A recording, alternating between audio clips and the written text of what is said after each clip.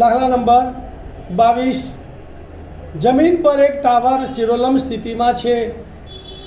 તેના પાયાથી 15 મીટર દૂર રહેલા જમીન પરના એક બિંદુથી ટાવરના ટોચના ઉચ્છેદ કોણનું માપ 60 અંશ છે.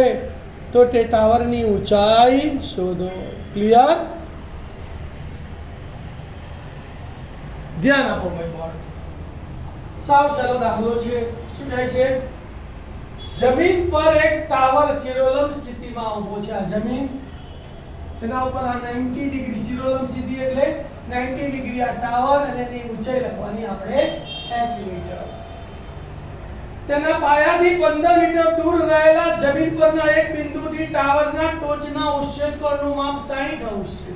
ઉચ્છેદ કોણ 60 છે તો આ જે 15 મીટર છે એ ઊંચાઈ કરતા કેવો લેવાનો? ઓછો. ઉચ્છેદ કોણ 30 હોત તો વધારે એટલે ઉચ્છેદ કોણ 45 હોત તો જેટલી ઊંચાઈ છે એટલી પહોળાઈ લેવાની આવે.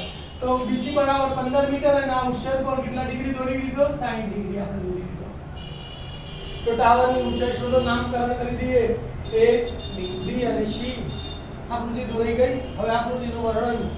ધારો કે દરેક બાજુનું વર્ણન કરવાનું. ધારો કે AB બરાબર ટાવરની ઊંચાઈ બરાબર h મીટર. BC બરાબર શું છે? તો કે ટાવરથી 15 મીટર દૂર રહેલા જમીન પરના બિંદુથી અંતર. તો BC બરાબર 15 મીટર. ત્રીજી બાજુ AC છે એનો કર્ણ એનું કોઈ માપ શોધવાનું નથી કે આપી નથી એટલે કોઈ વર્ણનની જરૂર. ખૂણો આપેલો છે. ખૂણો ACB બરાબર 60. ખૂણાની કઈ બાજુ શોધવાની છે? સામેની બાજુ શોધવાની છે. ને કઈ બાજુનું માપ આપેલું છે? પાસેની. તો કયો ગુણોત્તર? સામેની અને પાસેનીનો ગુણોત્તર અથવા પાસેની અને સામેનીનો ગુણોત્તર. કાં તો tan લો કાં તો cot લો, પણ આપણે હંમેશા શું લઈએ છીએ? tan જ લઈએ છીએ. તો કાટકોણ ત્રિકોણ લઈ લઈશું.